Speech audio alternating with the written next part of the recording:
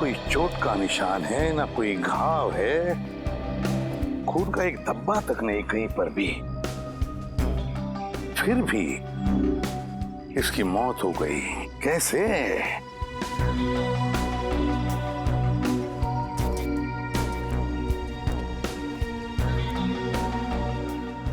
तुम्हारे कहने के मुताबिक तुम्हारी शूटिंग चल रही थी, मतलब ये यहाँ पर एक सीन चल रहा था।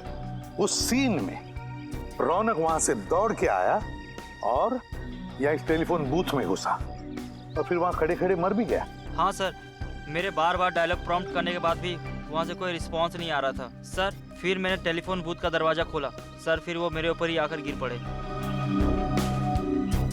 एक बात बताओ, जब रौनक वहां से दौड़ते आया इस फोन बूथ में जाने के लिए, तब आप में से किसी को भी ऐसे लगा कि शायद रौनक को कुछ लगा हो या फिर किसी ने कुछ मारा हो जिसकी वजह से उसकी मौत हो गई इधर फोन बूथ में?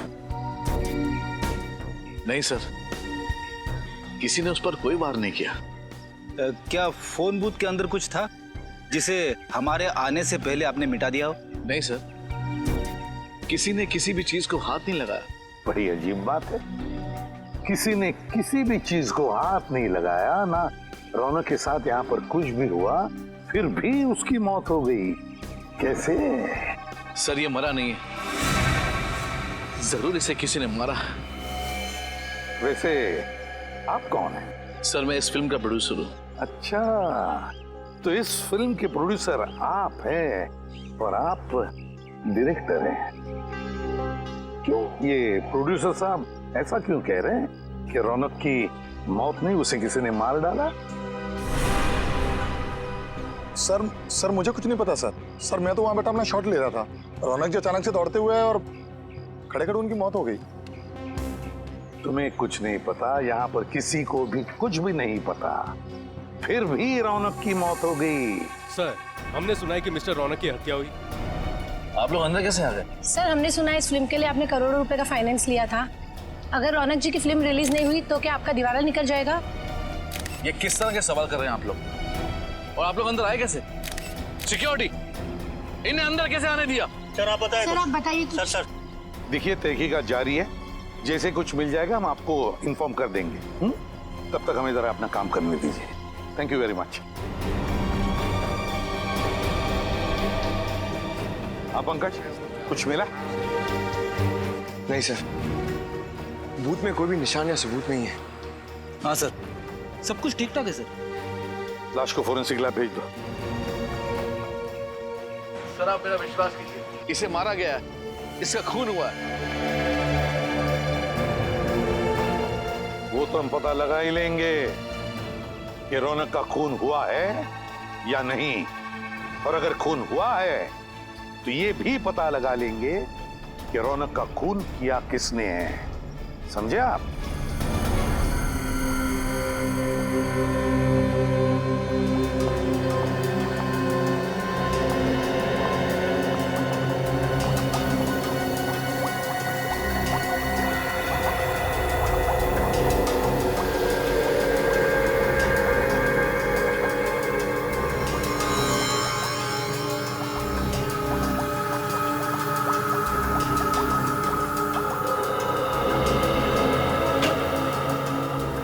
तारिका, इसकी मौत की वजह पता चली?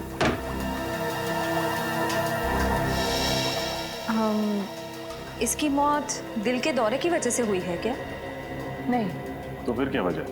ब्रेन हेमरेज, दिमाग में खून जम जाने की वजह से मौत हुई है इसकी। लेकिन ब्रेन हेमरेज कैसे हुआ? एग्जैक्टली, इसके सर पर कोई चोट का निशान तो है नहीं, मतलब किसी ने इसके सर पर वार नहीं किया। ये बताना थोड़ा मुश्किल है। इसके ब्रेन के एक्सरे पर ये पतली लाइन देख रहे हैं आप? हाँ, क्या है? यही तो मैं भी समझने की कोशिश कर रही हूँ। अब डॉक्टर तारिका, आप ही को समझ में नहीं आ रहा है तो फिर आप हमें क्या समझाएंगे? रजत, फिलहाल मैं सिर्फ इतना बता सकती हूँ कि रौनक की मौत दिमाग में खून जम जाने की वजह से हुई है। तो फिर हम इसे क्या समझे, खून या कुदरती मौत? पक्का तो नहीं बता सकती, लेकिन मुझे तो लग रहा है कि खून ही है। कुछ और टेस्ट करने के बाद मैं सालों के सर के साथ इस केस के बारे में डिस्कस करूंगी और उसके बाद ही कुछ बता पाऊंगी। डायरेक्टर साहब, हमें तो पता चला है कि रौनक के साथ आपका 36 का आंकड़ा था। आप रौनक को अपनी फिल्म में बतौर हीरो साइन नहीं करना चाहते थे, बल्कि आप किसी और को साइन करना चाहते थे। वो क्या? आपको तो खुशी हो रही होगी, आपके गले का कांटा निकल गया। ये सरासर गलत है मैडम, ये सच नहीं है। रौनक इंडस्ट्री का सबसे बड़ा स्टार था और हर डायरेक्टर यही चाहता था कि उसके साथ काम करे। लेकिन हमारी जानकारी के हिसाब से तुम मुझसे बहुत परेशान थे। क्या छिपा रहे हमसे? हाँ मैं परेशान था, बहुत नखरे थे उसके। एक तो लेटा रहा, ऊपर से जल्दी चले जाना, ये नहीं खाऊंगा वो नहीं खाऊंगा, ये नहीं पहनना है वो नहीं पहनना है, वगैरह वगैरह। क्या ये तुम्हारी पहली फिल्म है? नहीं मैडम, इससे पहले मैंने 1-2 छोटी मोटी फिल्में की हुई हैं, लेकिन इतने बड़े सुपरस्टार के साथ ये मेरा पहला मौका था मैम। मेरा तो कैरियर अभी शुरू हुआ था, मैं भला ये कैसे कर सकता हूँ? फिर कौन कर सकता है? हाँ, कौन कर सकता है ये घिनौना काम?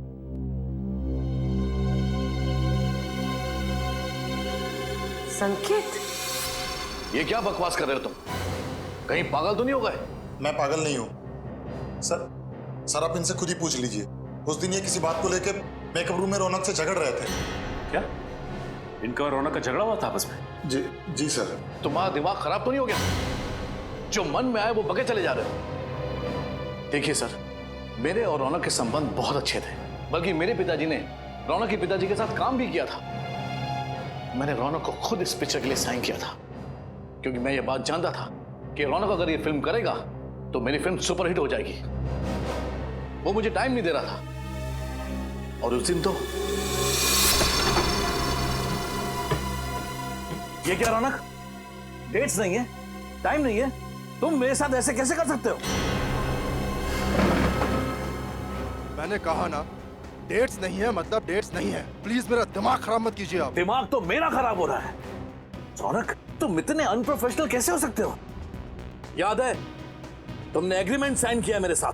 देखो, मैं सिर्फ फिल्म में एक्टिंग के पैसे लेता हूँ। ये टीवी के रियलिटी शोज में जाकर फिल्म को प्रमोट करने का वक्त नहीं है मेरे पास, समझे आप? इसका मतलब ये है कि तुम प्यार से नहीं मानोगे।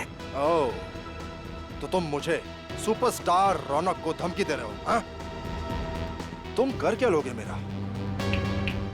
अगर मुझे गुस्सा आया ना तो तुम्हारी ये जो फिल्म है ना, इसे बीच में ही छोड़ के चला जाऊंगा। रास्ते पे आ जाओगे, समझे? मैं रास्ते पर आ जाऊंगा? मैं चुटकी भर में तुम्हें बर्बाद कर सकता हूँ रौनक, चुटकी भर में। बस मीडिया के सामने जाकर मैंने तुम्हारे और सुप्रिया के रिश्ते की बात बता दी तो तुम उसी समय बर्बाद हो जाओगे रौनक। रास्ते पे मैं नहीं, तुम आओगे, तुम। सुप्रिया? सुप्रिया के बारे में आप क्या जानते हैं? सब कुछ जानता हूं मैं रौनक, तुम्हारे और सुप्रिया का राज सब पता है मुझे। बस मीडिया के सामने जाकर मुंह खोलने की देरी है। संकेत जी, आपस के झगड़े में आप सुप्रिया को बीच में क्यों ला रहे हैं? प्लीज आप मीडिया से कुछ मत बोलिएगा। आप जो कहेंगे मैं करूंगा, आपकी फिल्म को प्रमोट करूंगा, कुमार जी का साइनिंग अमाउंट भी वापस कर दूंगा। बट प्लीज इस राज को राज ही रखिएगा। और इस ब्लैकमेल से रौनक जी डर गए? जी, उसके तो पसीने छूट गए थे।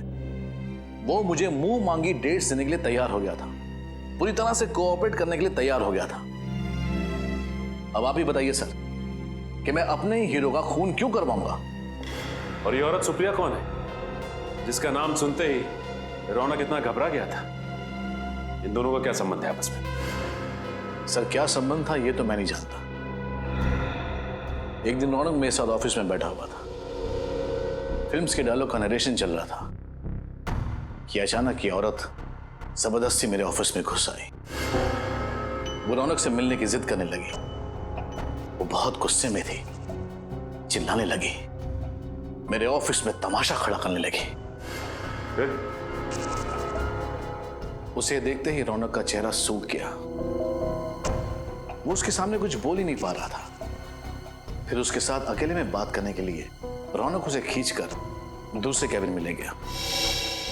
मतलब आपने उन दोनों की बातें नहीं सुनी? जी नहीं, पर मैं ये समझ गया कि रौनक कोई बहुत बड़ा राज छुपा रहा है। इसीलिए मैंने उसे झूठ मूठ कह दिया कि मैंने दरवाजे के बाहर उसकी सारी बातें सुन ली है और मुझे उसके राज का पता चल चुका है। तो ये बात है। आपके पास इस सुप्रिया का एड्रेस तो होगा ना? जी है।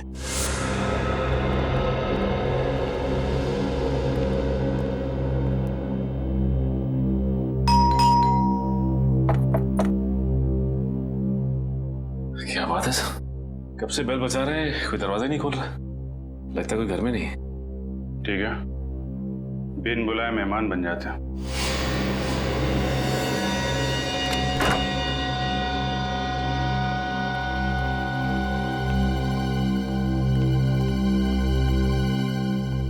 अच्छी तरीके से घर चेक करते हैं, देखो कुछ मिलता है क्या। सर,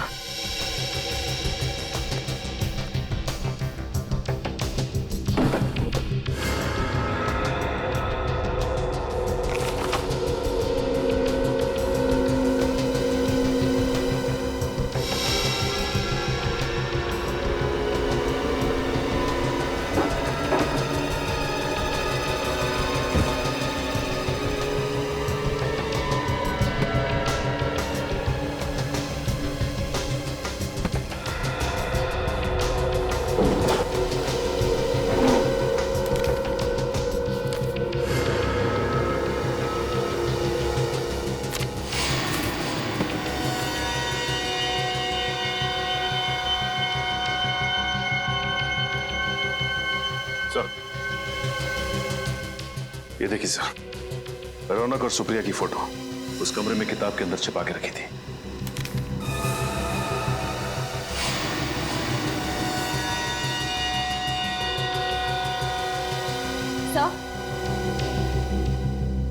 सही है, देखिए।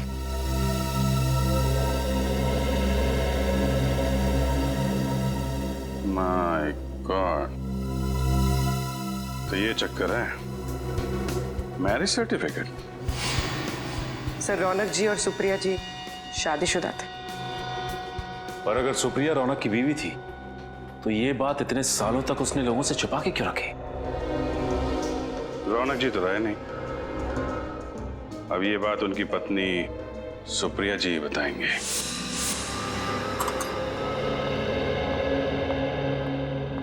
मैम, यस प्रिया। कान की स्किन मैंने चेक की है, वहाँ कहीं मुझे गन पाउडर नहीं दिखा। ओके।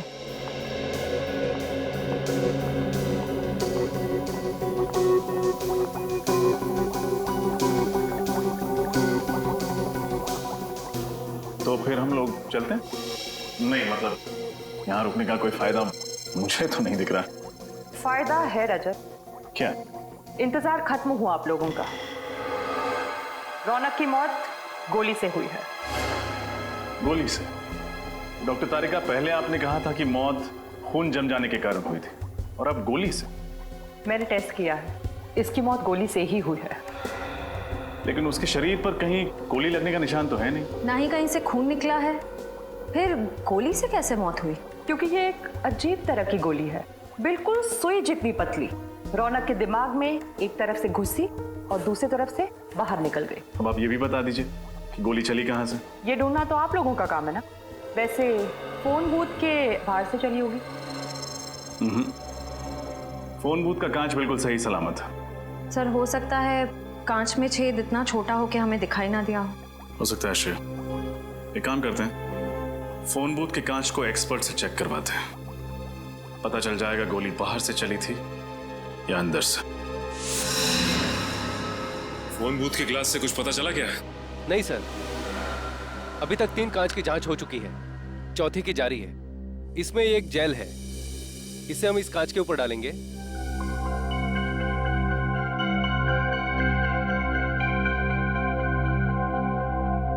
इस कांच पर फैलाने के बाद इसे एक सूखे कपड़े से पोंछ देंगे।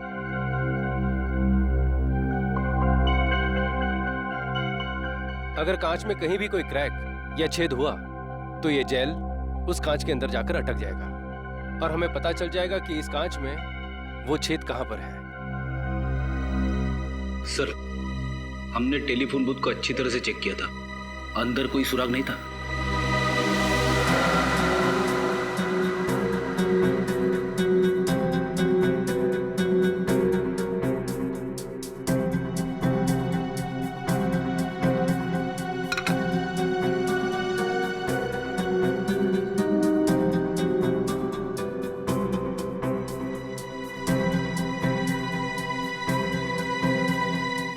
नहीं सर, कांच में ना तो कोई क्रैक है और ना ही कोई छेद।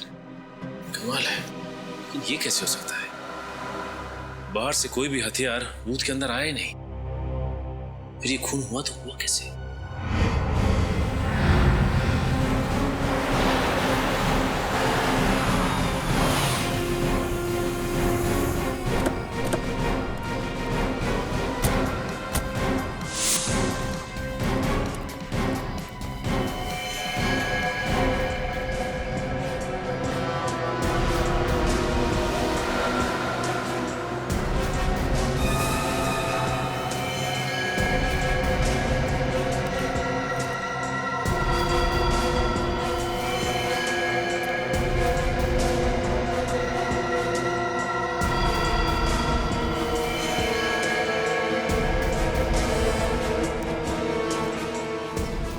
चकनाके के 3 ऑफिसर्स को मार दिया।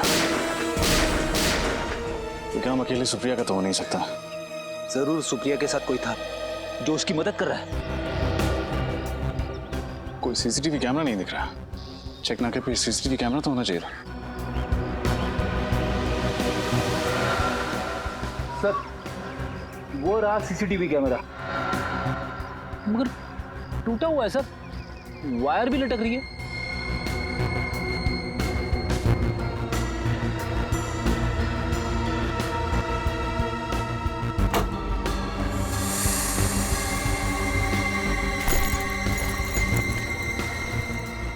लेडीज बैग शायद सुप्रिया की होगी।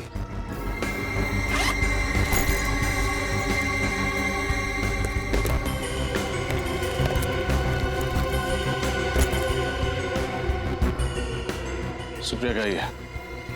उसका लाइसेंस, उसके क्रेडिट कार्ड्स। हो सकता है सर कि इन तीनों ऑफिसर्स ने सुप्रिया को बस में देखा, उसे बस में से उतारा और फिर हमारे आने तक उसे यहाँ पे बिठा के रखा। हो सकता है। लेकिन एक बात समझ में नहीं आ रही सर, अगर सुप्रिया अपने साथियों के साथ इन तीनों ऑफिसर्स का खून करके भाग गई तो फिर उसने ये पर्स यहाँ पे क्यों रखी? इसी सवाल का तो जवाब ढूंढना है फ्रेडी। कोई भी मुजरिम इतना बड़ा सबूत पीछे छोड़ के क्यों जाएगा? हो सकता है वो हमें गुमराह करने की कोशिश कर रही हो।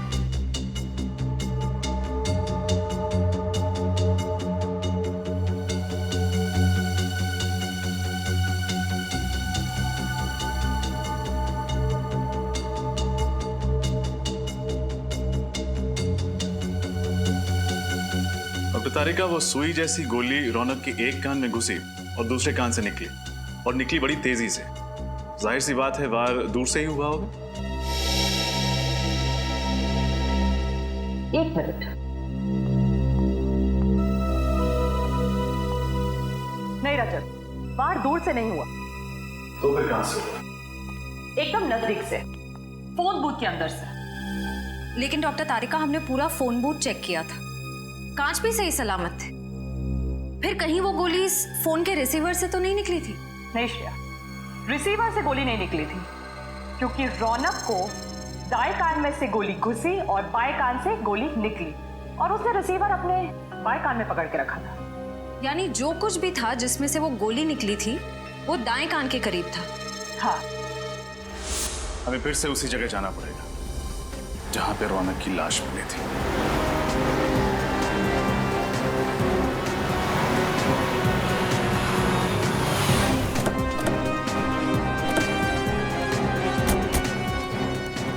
सर, हमने पूरे एरिया को सील कर दिया। Very good. अब देखते हैं, अगर हमारी नजरों से कुछ छूटा है तो अभी मिलना ही चाहिए। सर, शूटिंग के लिए जो फोन बूथ यूज किया था वो इधर रखा गया था। हाँ, फोन बूथ इधर था, और उस फोन के असिस्टेंट डायरेक्टर ने यह बताया था कि रौनक वहां से दौड़कर आया और इस फोन बूथ में आके खड़ा हो गया, फोन किया। जैसे ही वो असिस्टेंट डायरेक्टर यहाँ पर आया, उसने फोन बूथ का दरवाजा खोला, तब रौनक अपने पीठ के बल ऐसे यहाँ गिर गया। सर, ये मिस्टर रौनक सुपरस्टार थे, मगर एक्टर अच्छे नहीं थे।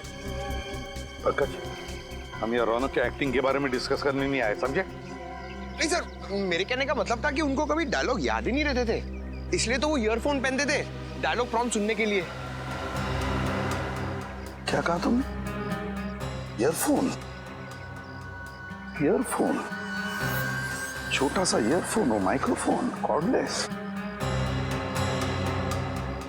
वो तो हमें लाश के ऊपर से नहीं मिला। फिर माइक्रोफोन गया कहां? वो माइक्रोफोन ढूंढो, ढूंढो, यहीं कहीं आसपास ही मिलना चाहिए।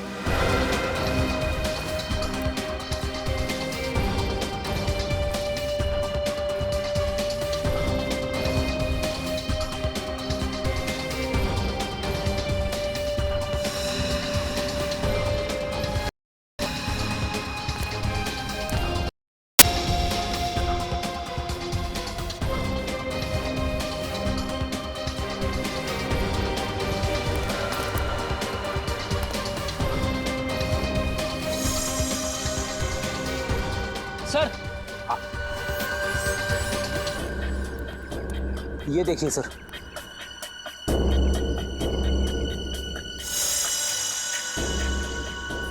यही तो है वो माइक्रोफोन, यही है। उठाओ इसे संभल के, ध्यान से।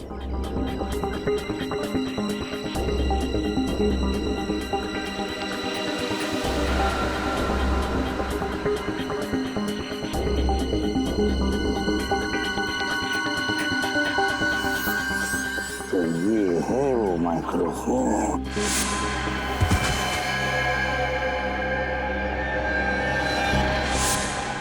देखो कितना छोटा सा माइक्रोफोन है, कितना छोटा सा। लगता है कुछ गड़बड़ है इस माइक्रोफोन में। जरा मैग्नीफाइंग ग्लास देना तो।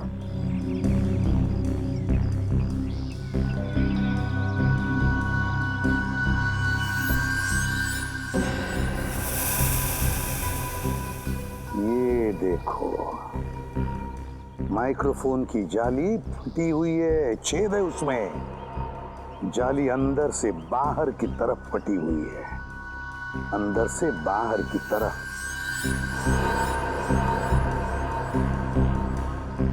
अंदर से बाहर की तरफ फटी हुई है, इसका मतलब है इस माइक्रोफोन के अंदर कोई ऐसी चीज फिट की गई थी जो बड़े जोर से अंदर से बाहर की तरफ आई।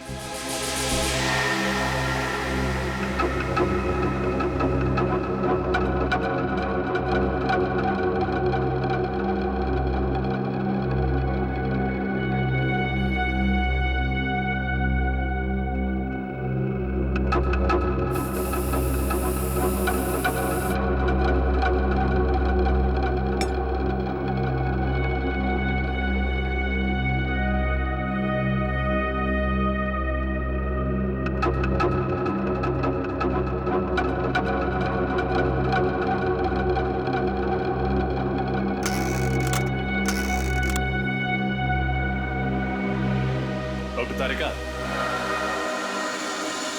ऐसे ही चक्कर लगवाती रहेंगी या कुछ बताएंगी भी? मैं तो पूरी कोशिश कर रही हूँ कि आप लोग जल्द से जल्द खूनी तक पहुंचे। दरअसल एसीपी सर बहुत गुस्से में हैं। क्यों?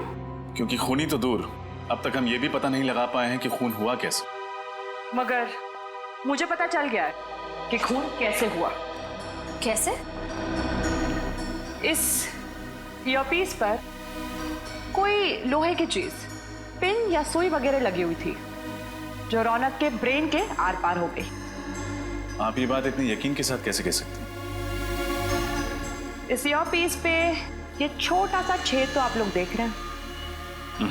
इस जाली के लोहे के अंश रौनक के भेजे में मिले लोहे के अंश से मैच होता है। इसका मतलब वो चीज जाली से निकलकर रौनक के कान से होते हुए उसके दिमाग में घुस गई। हाँ, लेकिन इतना शक्तिशाली वार करने के लिए इस ईयरपीस में कोई यंत्र, कोई ट्रिगरिंग डिवाइस तो होगा जिसने फोर्स के साथ उस पिन को बाहर फेंका होगा। नहीं, इस पे ऐसा कोई ट्रिगर नहीं है। ये ईयरपीस मैंने अच्छी तरह से चेक किया है। तो फिर उस पिन से वार हुआ कैसे? वो पिन अपने आप तो बाहर नहीं निकली होगी। ये पता चल जाएगा, बस थोड़ा सा वक्त दीजिए मुझे। तब तक हमें उस आदमी का पता लगाना होगा जिसने ये खास किस्म का ईयरपीस बनाया है। इस प्रॉम्प्टर को ध्यान से देखिए। क्या ये आपके यहाँ का है? हाँ, ये तो हमारे यहाँ का ही माल है। पर ये आपको कहाँ से मिला? ये तो रौनक के पास था। रौनक की लाश के पास से। क्या? जी हाँ, रौनक का इस प्रॉम्प्टर से खून हो गया है। सर पर ये तो एक छोटा सा माइक्रोफोन है, इतनी छोटी चीज से किसी की जान कैसे जा सकती है? जान जा सकती नहीं बल्कि जा चुकी है। ये देख रहे हैं आप, इस प्रॉम्प्टर की ये स्पीकर की जो जाली है, इसमें शायद किसी ने पिन डाला था। क्या ये पिन आपने डाला था? जी हाँ बिल्कुल, ये पिन मैंने ही डाली थी। लेकिन क्यों डाला था ये पिन आपने? सर रौनक जी के ऑफिस से उनकी सेक्रेटरी का फोन आया था। उनकी सेक्रेटरी? कोई औरत? हाँ एक औरत थी और उसी ने मुझे कहा था ये पिन प्रॉम्प्टर के स्पीकर में डालने को। उसने कहा और आपने मान लिया? हाँ पर तभी मुझे कुछ अजीब नहीं लगा था। उसने कहा था कि रौनक जी एक एक्शन सीक्वेंस शूट करने वाले हैं जिसमें खूब उछलना कूदना होगा, इसलिए उन्हें ये पिन चाहिए थी जिसकी वजह से प्रॉम्प्टर कान में अपनी जगह से हिले नहीं। लेकिन सर रौनक की तो कोई सेक्रेटरी नहीं थी ना? हाँ श्रेया, इस खूनी ने ये खून बड़ी बारीकी से प्लान किया था। मुझे तो लगता है कि सुप्रिया का भी हाथ है इसमें। हाँ सर, मुझे भी यही लगता है। जिस तरह से वो सिक्योरिटी ऑफिसर को मार के भागी चेकनाके पे, उससे तो यही लगता है कि और भी लोग इसमें शामिल हैं। सुप्रिया को जल्द से जल्द पकड़ना होगा, जल्द से जल्द।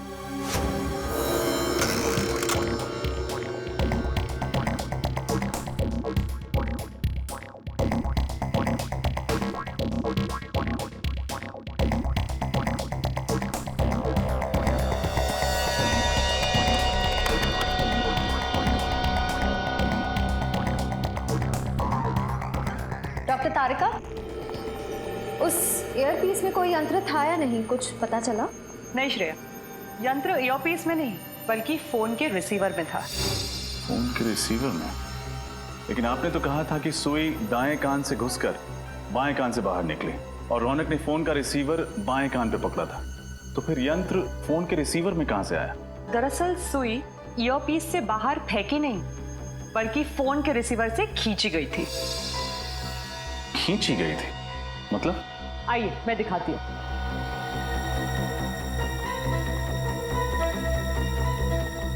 ये देखिए, ये है वो सुई जिसे रौनक की मौत हुई, मैग्नेट से चिपकी हुई। और इस चुंबक की वजह से सुई दाएं कान में घुसी और बाएं कान से बाहर निकल आई। जी हाँ, और ये मैग्नेट कोई मामूली मैग्नेट नहीं है, ये एक खास किस्म का मैग्नेट है जिसे नियोडायमियम मैग्नेट कहते हैं। इसकी चुंबकीय शक्ति एक मामूली मैग्नेट से 10 गुना ज्यादा होती है।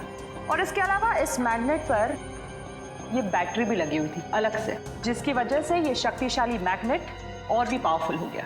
और पावर बढ़ जाने की वजह से ये सुई आसानी से मैग्नेट की ओर खिंच गई। हाँ, और फोन के अंदर इस मैग्नेट में जा चिपकी, इस वजह से हमें दिखी भी नहीं। सर इतनी खतरनाक प्लानिंग, ये काम तो किसी इंजीनियर का ही हो सकता है। सही कहा तुमने श्रेया, इंजीनियर। सुप्रिया भी तो इंजीनियर ही है ना? वो एक गाड़ी बनाने वाली फैक्ट्री में काम करती है। हाँ सर, सर मुझे लगता है हमें सुप्रिया से पूछताछ करनी चाहिए। हाँ श्रेया, सुप्रिया से भी और उस आदमी से भी जो ये खास किस्म का मैग्नेट बेचता है। सर 2 दिन से मेरी बेटी लापता है, उसका फोन भी नहीं लग रहा। उसके घर पे पता किया तो उसकी कोई खबर नहीं मिली। इसी सिलसिले में हम आपसे बात करने आए हैं। हमें शक है कि सुप्रिया ने रौनक जी का खून किया। क्या? नहीं, ये नहीं हो सकता सर, ये नामुमकिन है। क्यों नहीं हो सकता? क्योंकि सुप्रिया तो रौनक की पत्नी, ये बात हमें पता है। देखिए, कुछ और लोग भी मिले हैं सुप्रिया के साथ जो उसकी मदद कर रहे हैं। सुप्रिया चेकनाके पे पकड़ी गई थी, वहां पे 3 पुलिस वालों को मार के वो लोग फरार हो गए। नहीं सर, ऐसा नहीं। आप मेरी बेटी पर गलत इल्जाम लगा रहे हैं। वो किसी का खून कर ही नहीं सकती। अरे रौनक का तो कभी नहीं। वो दोनों तो एक दूसरे से इतना प्यार करते थे, कॉलेज में दोनों इकट्ठे पढ़ते थे सर, और पढ़ाई खत्म होने के बाद दोनों ने शादी कर ली। अगर ऐसी बात है तो फिर रौनक जी ने अपनी शादी के बाद दुनिया वालों से छिपाई क्यों नहीं बताया कि सुप्रिया उनकी पत्नी है? क्योंकि सर उसे ऐसा लगता था कि एक शादीशुदा लड़का सुपरस्टार नहीं बन सकता, और इसलिए उसने अपनी और सुप्रिया की शादी सबसे छुपाई। सुप्रिया को भी कोई शिकायत नहीं थी। और 2 साल पहले क्या हुआ 2 साल पहले? वो रौनक ने ड्रग लेना शुरू कर दिया था। उसको ड्रग की बुरी आदत पड़ गई थी। क्या ड्रग्स लेने की आदत? हाँ सर, वो उसने जब से ड्रग लेना शुरू किया तो उसने सुप्रिया को मारना पीटना शुरू कर दिया। और फिर सुप्रिया से ये सब सहन नहीं हुआ तो उसने रौनक को छोड़ दिया और मेरे घर पर रहने के लिए आ गई। फिर 2 महीने पहले रौनक अचानक से हमारे घर में आया और वो एक अच्छा इंसान बन चुका था। और उसने सुप्रिया से वादा किया कि मैं अब ड्रग कभी नहीं लूंगा। तो सर वो तो दोनों बहुत खुश लग रहे थे, खुशी खुशी रह रहे थे। ठीक है, अभी हम लोग चलते हैं और जरूरत पड़ेगी तो आपसे दोबारा मिलेंगे। Thank you. ऐसा लगता है कि सुप्रिया की माँ ठीक कह रही है। हो सकता है। अगर सुप्रिया ने खून नहीं किया है तो फिर भाग क्यों रही है? हाँ हाँ सर, नहीं सर, कम से कम 50 पीस का ऑर्डर देना होगा। हाँ नहीं, मैं डिलीवरी तो सर क्या है, डिलीवरी के लिए आपको अपने बंदे को भेजना होगा। ठीक है, मैं ऑर्डर लिख लेता हूँ, don't worry. Thank you. Excuse me. जी कहिए। हम लोग सीआईडी से। जी कहिए। इस मैग्नेट को ध्यान से देखिए। क्या ये आपके यहाँ से सप्लाई किया गया है? जी हाँ सर, बिल्कुल सर, ये बहुत ही बढ़िया क्वालिटी का मैग्नेट है और ये आसानी से नहीं मिलता है। अच्छा, ऐसा क्या खास है इसमें? सर ये मैग्नेट बहुत ही पावरफुल है, अर्थ मैग्नेट। लेकिन इस मैग्नेट के बारे में सीआईडी क्यों पूछताछ कर रही है? अब मैग्नेट से किसी का खून हो गया। क्या खून इस मैग्नेट से? सर ऐसा कैसे मुमकिन है? देखिए ये तो मुमकिन है, लेकिन आप फिलहाल ये बताइए कि ये मैग्नेट आपने किसको सप्लाई किया था?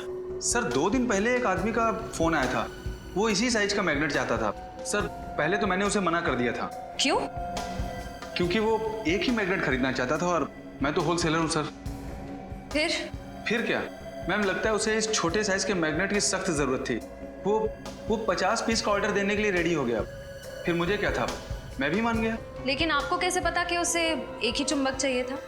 मैम जब वो डिलीवरी के लिए आया तो मैंने उसे जब बॉक्स दिया तो उससे बॉक्स में से सिर्फ एक ही मैग्नेट निकालकर मुझसे बोला कि बाकी के सारे मैग्नेट मैं रख लूं, वो भी बिल्कुल मुफ्त। ये बाकी के चुंबक हम देख सकते हैं? नहीं सर, वो क्या है कि जगह छोटी है ना, तो मैं स्टॉक ज्यादा रखता नहीं हूँ। ठीक है, उसका नाम बता लो। सर नाम पता भी नहीं है। उसका चेहरा तो देखा था तुमने, स्केच बनवा सकते हो?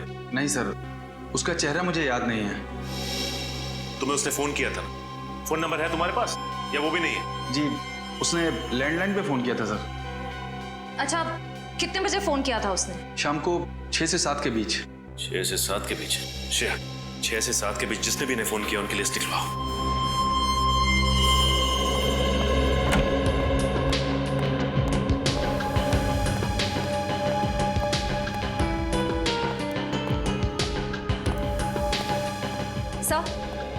सर मैंने उस मैग्नेट सप्लायर के सारे कॉल रिकॉर्ड्स चेक किए। इस सीडी में वो सारे नंबर्स हैं जिनसे उस मैग्नेट सप्लायर को उस शाम कॉल्स किए गए थे। That's really good. अब खूनी का आसानी से पता चल जाएगा। एक काम करो श्रेया, इस सीडी को सिस्टम में रन करके देखो कोई नंबर ऐसे हैं जो इस केस से जुड़े हैं। सर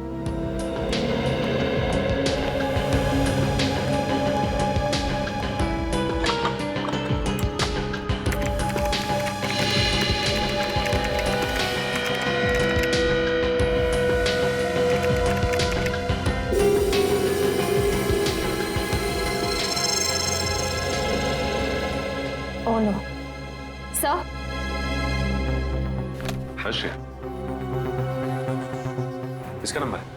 सर उस शाम 6 से 7 के बीच इस लैंडलाइन नंबर से कॉल किया गया था और ये नंबर उस ऑटोमोबाइल कंपनी के नाम रजिस्टर्ड है जिसमें सुप्रिया काम करती है। ये क्या चक्कर है? मगर सुप्रिया की माँ को तो पूरा यकीन है कि सुप्रिया बेकसूर है। हाँ सर, और रौनक की मौत से सुप्रिया को कोई फायदा नहीं होने वाला था।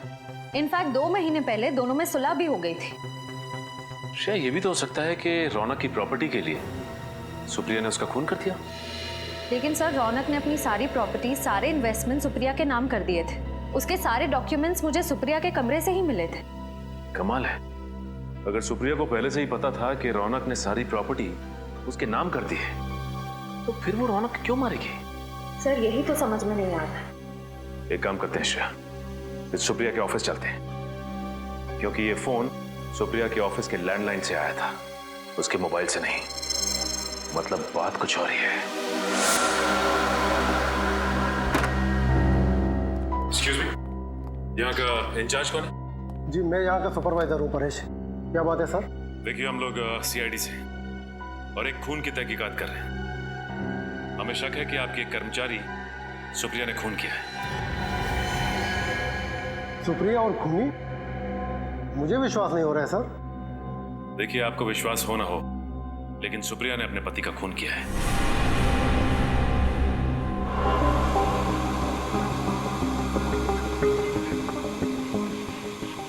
सर ये टीवी 2 दिन से बिगड़ गया है, इमेज बराबर नहीं आ रही है। ये तो अच्छा हो गया कि यहाँ के मालिक मिस्टर शेखर यहाँ पे 2 दिन से आए नहीं है इस केबिन में। इसका मतलब ये टीवी आपको 2 दिन से प्रॉब्लम दे रहा है? हाँ जी हाँ। श्रेया, मुझे याद है कि बचपन में टीवी के सामने अगर हम चुंबक रखते थे, मेरा मतलब है मैग्नेट, तो इसकी इमेज खराब हो जाती थी, कुछ दिखाई नहीं देता था ठीक से। हाँ सर, कहीं इस टीवी के पास भी तो लगता तो ऐसे ही है।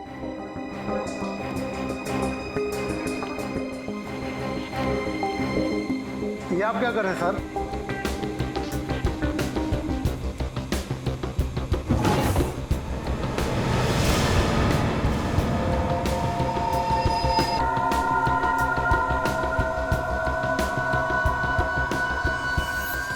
सर, इन मैग्नेट्स की साइज बिल्कुल वैसी ही है जैसी हमें उस फोन के रिसीवर में मिली थी।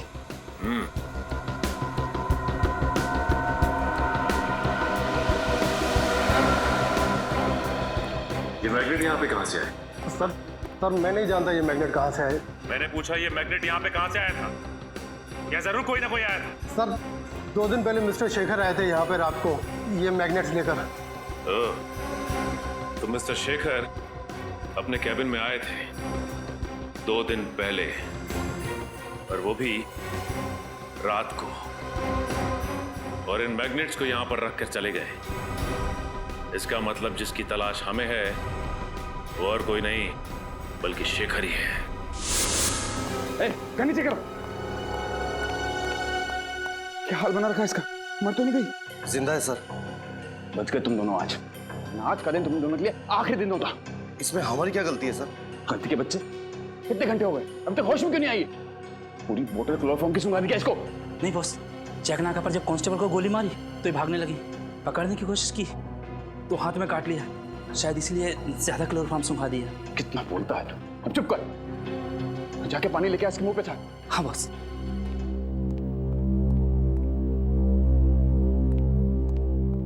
आराम से, प्यार से।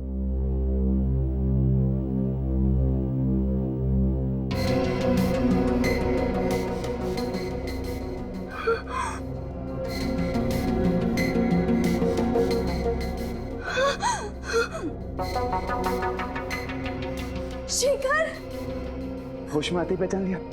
सही कहा तुमने, सही मायने में आज पहचाना है तुम्हें। क्या करूं डार्लिंग, मैं मजबूर था। वो कहते हैं ना, प्यार और जंग में सब कुछ जायज है। मुझे माफ करना प्लीज।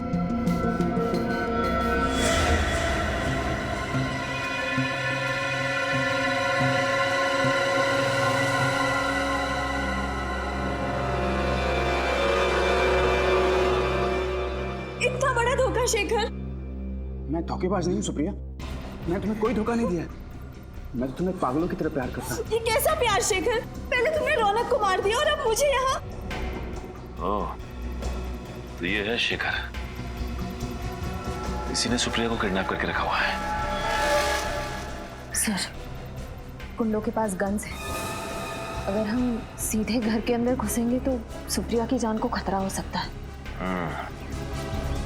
एक काम करते हैं, जिस मैग्नेट का इस्तेमाल इस शेखर ने किया था रौनक को मारने के लिए, उसी मैग्नेट का इस्तेमाल हम भी करेंगे। वो कैसे सर? याद है श्रेया तुम्हें डॉक्टर तारिका ने क्या कहा था? कि अगर इस चुंबक पे इलेक्ट्रिक का इस्तेमाल करो तो इसकी शक्ति और बढ़ जाती है। बस हमें एक इलेक्ट्रिकल वायर की जरूरत है। आसपास देखते हैं, चलो।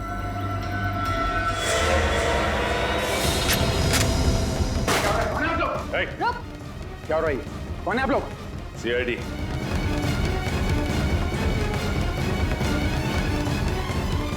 सीआईडी? हाँ, CID mister Shekhar. Mister Shekhar, जिस तरह मैग्नेट से तुमने रौनक को मारा ना, उसी तरह मैग्नेट से हमने तुम्हें अपने कब्जे में कर लिया। है। गलती भी नहीं भागने की। सीआईडी से कोई नहीं बच सकता।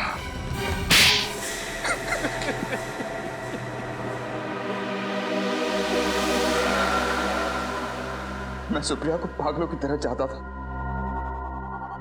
लेकिन जब उसने मुझसे शादी करने के लिए इनकार कर दिया तो मुझे बहुत गुस्सा है।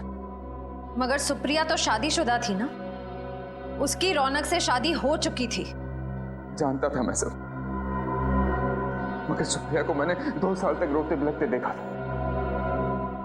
जिंदगी से निराश हो चुकी थी, तब मैंने उसे संभाला था। वो तो अपने ड्रग एडिक्ट पति को तलाक भी देने वाली थी। उसके बाद हम दोनों शादी करने वाले थे, मगर अचानक एक दिन अचानक रौनक ने अपने ड्रग्स लेने की आदत छोड़ दी। वो सुधर गया था और अपनी पत्नी को वापस पाने के लिए वो अपनी शादी का ऐलान करने को भी तैयार हो गया। हाँ, सुप्रिया ने रौनक को माफ कर दिया था और वो उसके पास वापस चली गई। मेरे प्यार और एहसान को भूल चुकी थी वो। मैं बहुत गिड़गिड़ाया, सुप्रिया को पाने की पूरी कोशिश की, लेकिन उसने मुझसे कहा कि वो रौनक से बहुत प्यार करती और वो उसे छोड़कर मेरे पास कभी नहीं आएगी। और इसलिए तुमने रौनक का खून कर दिया और सुप्रिया से शादी करने की प्लानिंग कर दी। अगर तुम सुप्रिया को चाहते थे, उससे प्यार करते थे, तो रौनक के खून के इल्जाम में उसे फंसाया क्यों तुमने? क्योंकि मुझे लगा कि चेक नाका के ऑफिसर्स के खून के बाद सीआईडी को लगेगा कि असली खूनी सुप्रिया ही है। मैं सुप्रिया को कानून से बचाता और फिर सुप्रिया को भी लगता कि जेल जाने से अच्छा वो मेरे साथ अंडरग्राउंड हो जाए और फिर सारी जिंदगी वो मेरे एहसानों के तले दबी रहती। शर्म आनी चाहिए तुम। सच्चा प्यार वो होता है जिसमें लोग एक दूसरे के लिए बलिदान देते हैं, लेकिन तुमने सुप्रिया को पाने के लिए उसके पति का खून कर दिया। अब कानून इस जुर्म के लिए तुम्हें सिर्फ और सिर्फ फांसी देगा।